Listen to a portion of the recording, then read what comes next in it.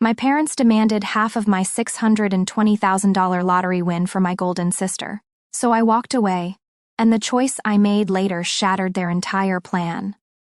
I'm buried in spreadsheets when the pounding on my door starts. Not knocking, pounding like someone's using the side of their fist, frantic and desperate. Just a second, I call, but the hammering continues. On my laptop screen, Mr. Rosenberg from Wilson Financial smiles patiently, his silver-rimmed glasses catching the light as he waits for my response to the pie chart labeled Asset Allocation Plan. $620,000 fills half the screen. The numbers still don't seem real, even after 3 weeks of knowing. Miss Alvarez, should we proceed with this allocation? Sorry, someone's at my door. Can you give me 5 minutes? The pounding grows more insistent, rattling the cheap door of my apartment. I hurry across the worn carpet, irritation prickling under my skin. This Zoom call took weeks to schedule, and the timing couldn't be worse. I swing the door open and find my sister, Catalina, mascara streaking down her face, her chest heaving like she's run up all 4 flights of stairs. Trinity? She gasps, her voice breaking. Eric's business. It failed, completely failed.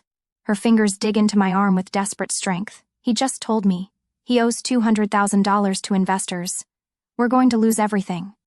Kat, I'm in the middle of a meeting. You don't understand. Her voice pitches higher, edging toward hysteria. The investors are threatening to sue. We could lose the house, the cars, everything. Before I can stop her, she pushes past me, the scent of her expensive perfume flooding my small apartment. You have to help me. Eric owes... She freezes mid-sentence.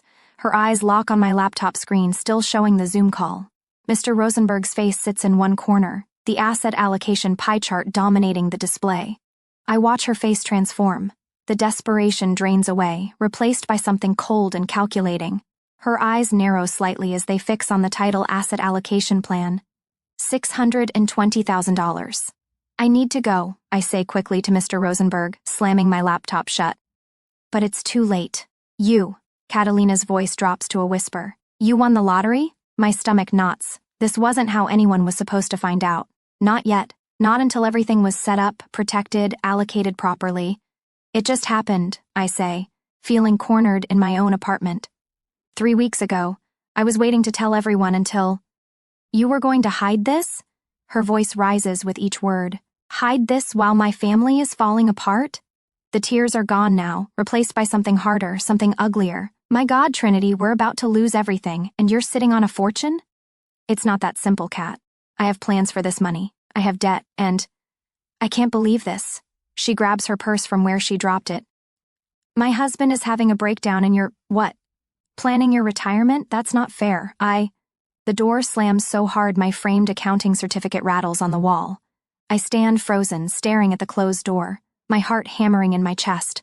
The quiet of my apartment feels suddenly suffocating. My phone buzzes on the table, probably Mr. Rosenberg trying to reconnect our call, but I can't move. My mind flashes back to when I was 14, begging my parents for piano lessons. Mom's regretful smile, that's too expensive. Trinity then 3 months later watching the delivery men struggling to maneuver a gleaming upright piano through our front door. For Catalina's lessons, Mom had explained, not meeting my eyes. 2 years later, I saved every dollar from my diner job for 6 months to buy a rusted Toyota that sputtered and coughed its way down our street. The same month, Dad surprised Catalina with a brand new Honda for her 16th birthday. Your sister isn't a hard worker like you, Trinity, he'd explained. She needs the help. My phone rings, cutting through my thoughts. Catalina's name flashes on the screen. I answer, my mouth dry. Kat, listen. Mom and Dad know everything. Her voice is distant, cold. They want to see you. I was going to tell everyone. I just needed time to... Tomorrow night, 7 o'clock. She hangs up. I sink onto my couch, the phone still clutched in my hand. 3 weeks of careful planning, of dreaming about how this money could change my life.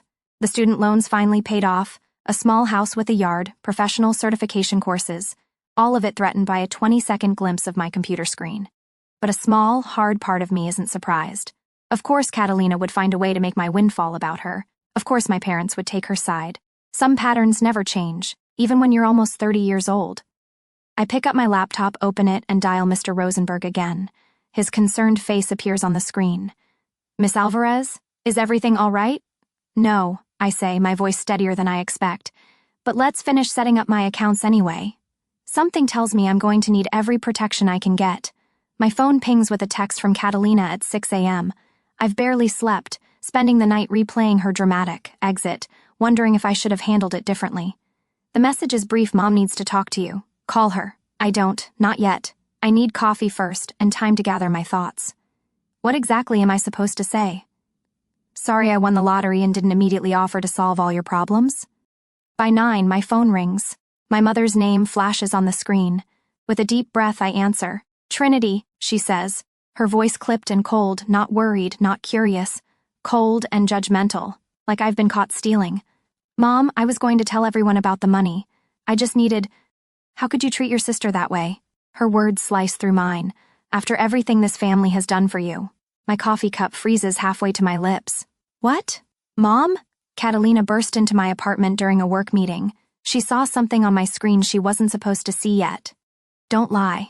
The chill in her voice deepens. Catalina told us everything. My stomach knots. What exactly did she tell you?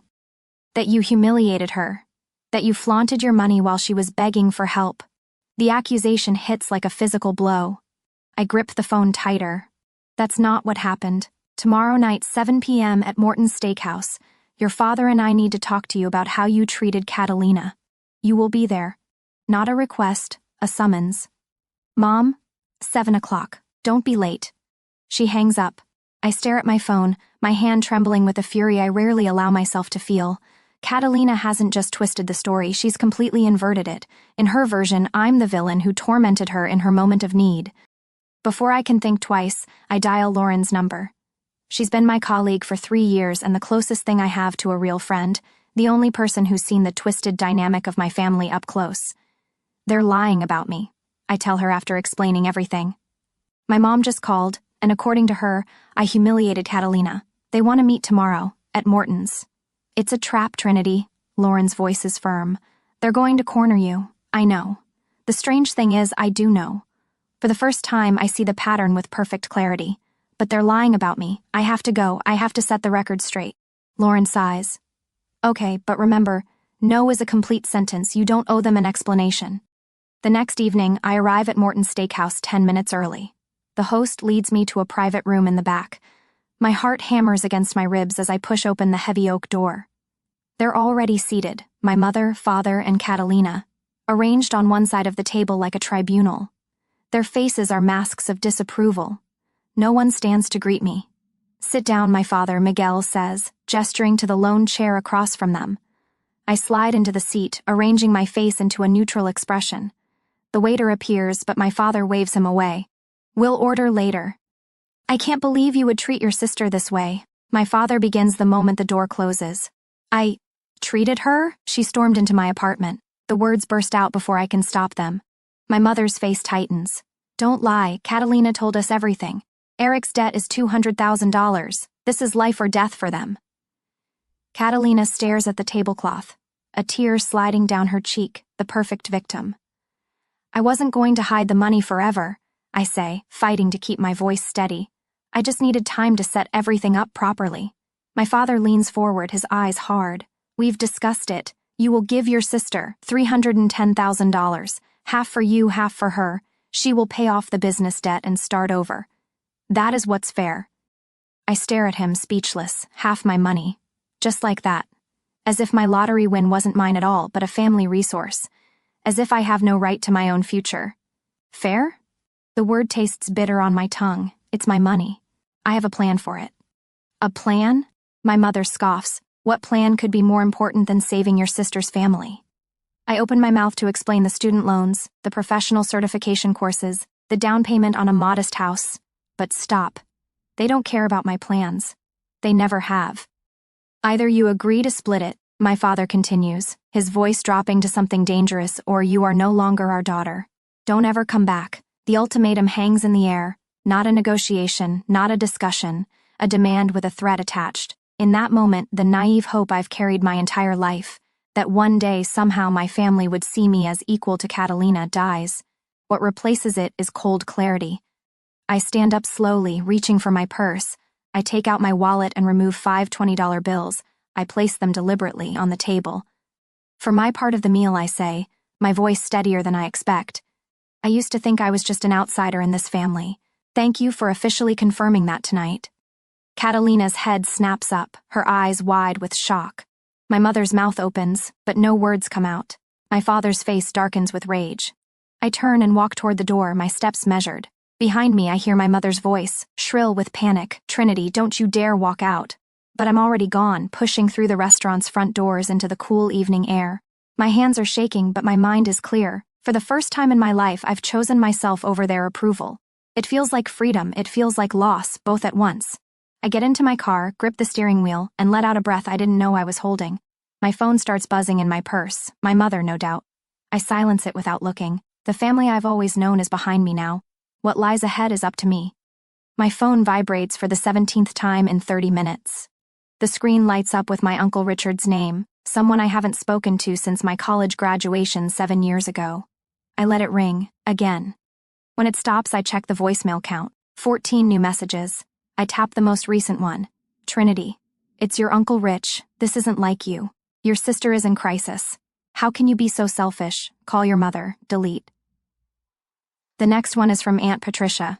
You're ungrateful after everything your parents did for you. Family means sacrifice. Delete. 3 more texts arrive in rapid succession. 2 from cousins I barely recognize in Christmas photos, 1 from my father. I open his. You're embarrassing this family. You think we'll just let this go? You'll regret this. My stomach twists. The threat isn't subtle. The phone slips from my hand onto the couch. A week has passed since I walked out of that steakhouse, and the harassment has only intensified. Every buzz of my phone sends a jolt of anxiety through my chest. Every accusation, ungrateful, selfish, heartless, chips away at my resolve. My finger hovers over my banking app. Maybe I should just wire the money, just make it stop. Let Catalina have her way, like always. I dial Lauren's number instead. They won't stop, I say when she answers, my voice breaking. It's everyone now. Aunts, uncles, cousins. My dad just threatened me. What exactly did he say? Lauren's voice is calm, measured. I read her the text. That's not a father, she says after a pause. That's an extortionist. Maybe I should just give them something. Half of what they asked, just to make this stop. Listen to me very carefully, Trinity, Lauren says, her voice taking on an edge I've never heard before. If you do this, you will be their bank forever. This isn't family, it's extortion. You are stronger than this. I hang up, cradling the phone against my chest as tears leak down my cheeks. But when I look at the screen, at my father's threat glowing in the darkness of my apartment, something inside me shifts. The fear isn't gone, but now there's something colder underneath it. I don't feel scared anymore, I feel cold. I stand up, wiping my eyes with the back of my hand, and walk to my desk. I open my laptop and create a new email address. Then I methodically block every number that has called or texted me in the past week, 17 in total. When I finish, the silence feels strange, fragile. I call my landlord next. Miss Reynolds? This is Trinity Alvarez from 4B. I need to break my lease. I'll pay whatever fee is required. That's a 3-month penalty, Miss Alvarez. Are you sure? Yes. And can you tell me if there are any vacancies in your other buildings? Preferably something unlisted. A pause. We have a unit in our West Side complex. It just became available yesterday. Not listed yet. I'll take it.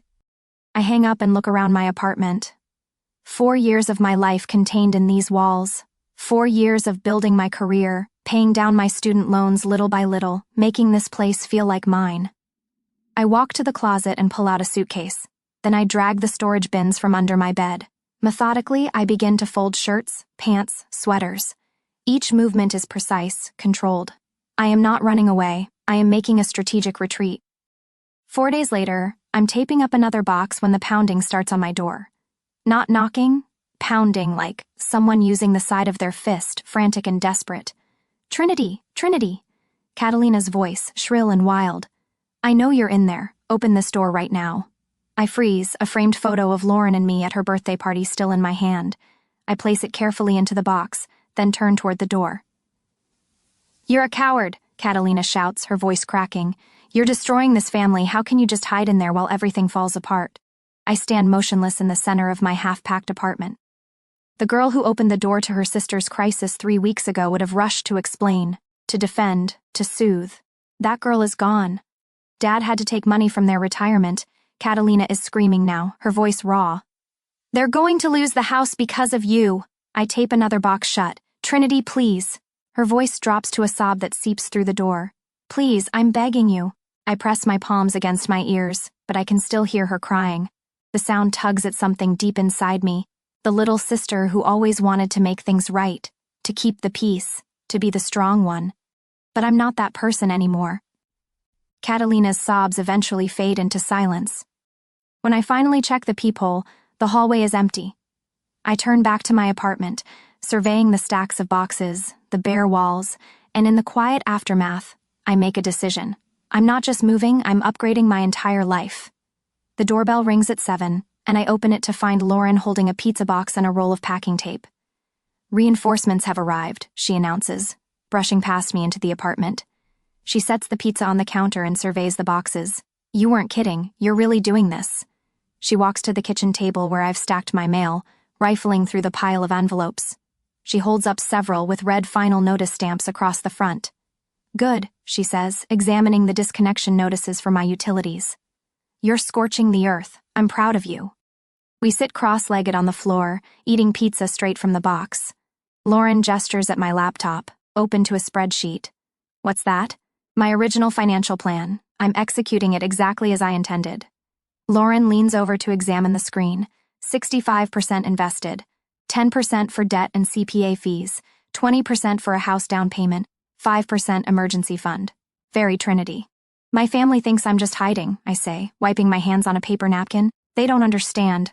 I'm building. Lauren raises an eyebrow. CPA fees. I nod. I'm signing up for the certification program. I should have done it years ago, but I couldn't afford it. So while they've been harassing you, I've been planning my future. I reach for my laptop and pull up the application page for the CPA exam. My family can tear themselves apart fighting over money that isn't theirs. I have work to do. Lauren raises her soda can. To scorched earth. I clink my can against hers. And new growth. 2 days later, I stand in my new apartment. The space is empty except for a folding chair, my laptop, and an air mattress. The silence wraps around me like a blanket, no pounding on the door, no threatening texts, no family voices telling me what I owe them. I open my laptop. The CPA exam registration page glows on the screen. The fee is substantial, $1,200, but in my new financial reality, it's merely a strategic investment. My finger hovers over the submit payment button. For 29 years, my life has been defined by what my family needed from me. The strong one, the stable one, the backup plan. I click submit. The confirmation page appears. My phone is silent. My new apartment feels like a fortress. The war is over for me. I am focusing on my own life. Trinity Alvarez, CPA, not sister, not daughter, not savior, just Trinity. 1 year passes without a single text or call from my family. The silence stretches between us like an ocean, vast, deep, and impossible to cross without intention. But unlike before, when silence meant waiting for their approval, this quiet feels deliberate and purposeful. I spread textbooks across the library table, highlighter poised over a particularly complex section on corporate tax law. Around me, other hopeful CPAs crane over similar texts, their faces pinched with concentration. My yellow marker glides across the page, illuminating key concepts I'll need to remember. The exam looms just 2 weeks away. My phone buzzes. Lauren, how's the studying marathon going? Still alive? I type back, barely. Tax laws are trying to kill me. She responds with a laughing emoji and, you've got this. Drinks after you ace that test.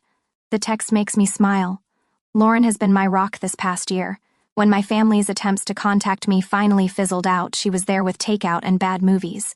When I cried on my birthday, the first one without a call from my mother, she showed up with cupcakes and refused to let me wallow. The day of the CPA exam arrives with spring rain tapping against my windshield.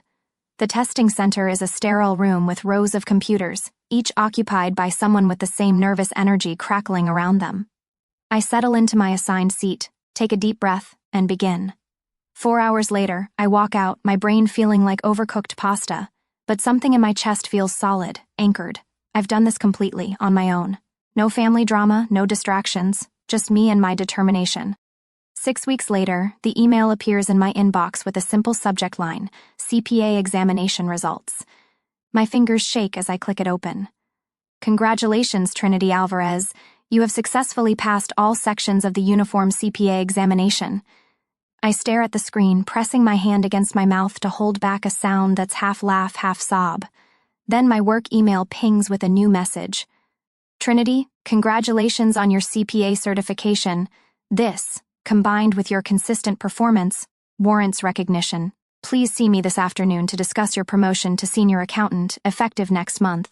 Regards, Howard Miller, CFO. The email is brief, almost clinical, but it's the validation I've been working toward for years. I press my palms against my eyes, breathing deeply.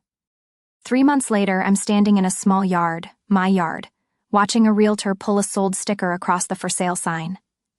The house isn't much, a modest 2-bedroom bungalow with faded green shutters and a slightly sloping front porch. But it's mine. Every cracked tile and drafty window belongs to me. Congratulations, Miss Alvarez, the realtor says, handing me a set of keys that gleam in the late summer sunlight.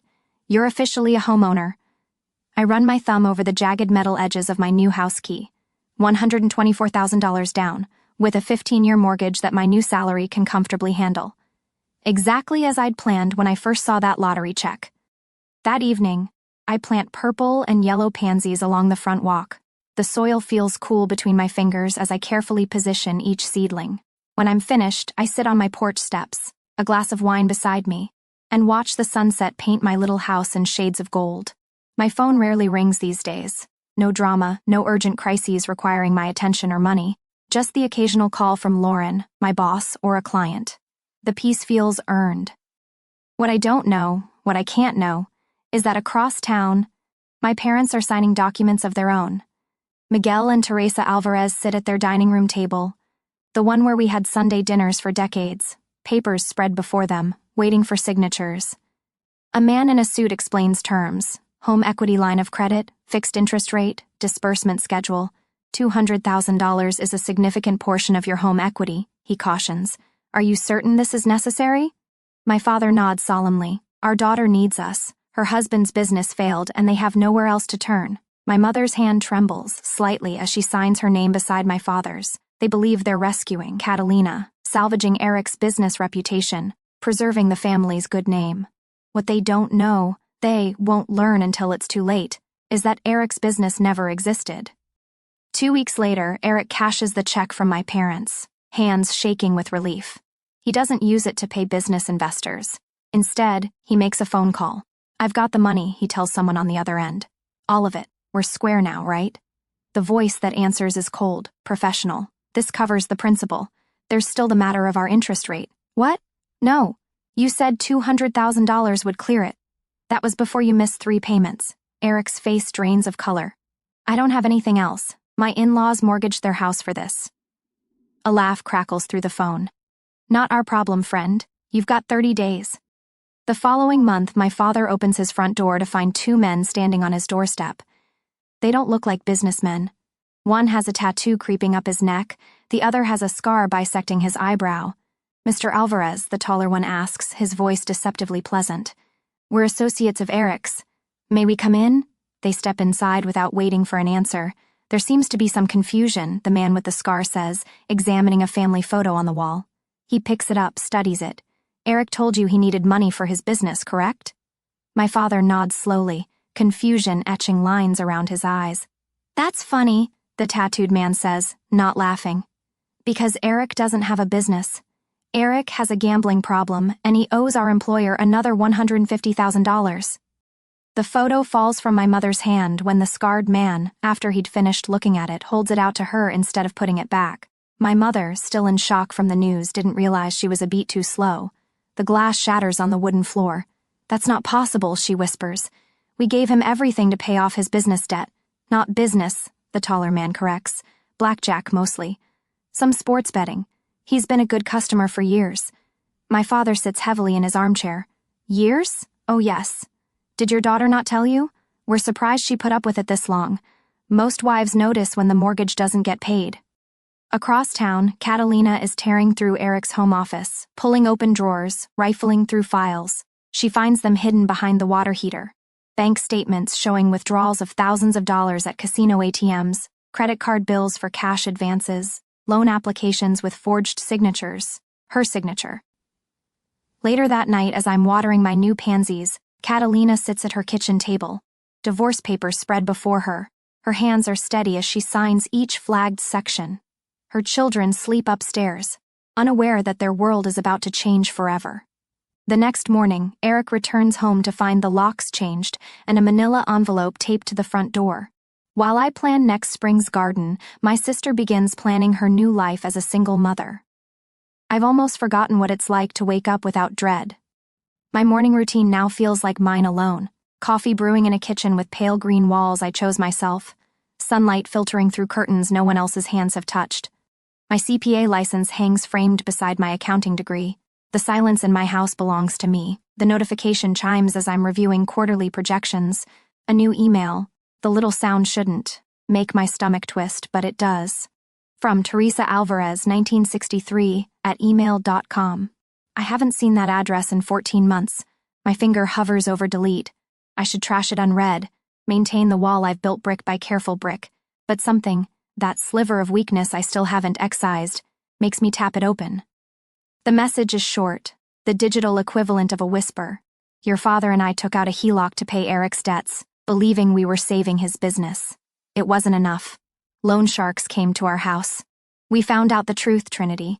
It wasn't a business loss, it was gambling. We've lost all our savings. Catalina has filed for divorce from Eric. We are not asking for money, we just want to talk. I stare at the words until they blur. Loan sharks. Gambling. Not business debt. The revelation cuts through me like winter wind. Not because I care about Eric's lies, but because my parents sacrificed their retirement for him. For Catalina, just as they always did. The room feels suddenly hollow. I push back from my desk and pace across the hardwood floors I picked out myself, past the framed certification that cost me countless nights of study. My phone vibrates. Lauren calling. I let it ring through, knowing she'll leave a message. She doesn't disappoint. Hey, I know today's the big review with Hannigan. Knock him dead. Call me after and we'll celebrate at McCormick's. Lauren doesn't know about the email. She's been my rock, but this decision is mine alone. I click reply. My fingers hesitate over the keyboard before typing 6 words. Café Brûlée, tomorrow, 12:30, my lunch break. The power feels strange, uncomfortable but right, like a pair of shoes that pinch because they haven't been broken in yet. When tomorrow arrives, I select my clothes with unusual care. Charcoal pencil skirt, crisp white blouse, and the forest green blazer I bought to celebrate my promotion. The woman in my mirror looks composed, professional, successful. She looks nothing like the accountant who trembled in a steakhouse booth 14 months ago. Café Brûlée sits wedged between a bookstore and an artisan bakery. I arrive 10 minutes early, choosing a table near the window where sunlight spills across the polished wood. I order a simple black coffee and watch the door. They arrive together, my mother and father, scanning the cafe with uncertain eyes. They look smaller somehow. My father's shoulders slump beneath his faded button-down shirt. My mother clutches her purse against her chest like armor. I don't stand when they spot me. I don't wave. I simply watch as they thread between tables, their faces a mixture of relief and apprehension. Trinity, my father says, his voice rougher than I remember. Thank you for meeting us. They sit across from me, adjusting themselves in their chairs like they're preparing for a job interview. The waiter approaches. They both order water. How have you been? My mother asks, her eyes darting around my face, cataloging changes. Good, I reply, the word clean and simple. I passed my CPA exam. I was promoted to senior accountant 6 months ago. Congratulations, my father says, the word hanging awkward in the air. Silence stretches between us, taut as a wire. My father breaks first. We were wrong, he says, his hands curling into loose fists on the table. We believed. We wanted to believe. His voice cracks. We've lost everything. My mother's eyes fill. We didn't know. The bell above the cafe door chimes. Catalina enters, scanning the room before spotting us. She looks different, thinner, sharper somehow. Her designer clothes replaced by simple jeans and a button-up shirt. Her makeup minimal, her hair pulled back. She slides into the 4th chair without greeting. Her eyes meet mine, level and clear. I was jealous, she says without preamble. You were always so strong, always knew what you wanted. She swallows hard. I thought I was trying to save my family from a business debt. When I found out it was all a lie, that it was gambling. Her voice catches. I divorced him. She looks at our parents, then back to me. Something in her gaze has changed, hardened. I realized Mom and Dad enabling me is what ruined me. I'm a single mom now, she continues, her voice steadier. For the first time, I understand the burden you've always carried. I sip my coffee, letting her words settle. The strange thing is, I feel nothing. No triumph, no anger, no satisfaction. Just a profound, sad pity for these three people who look like they've been through a storm without shelter.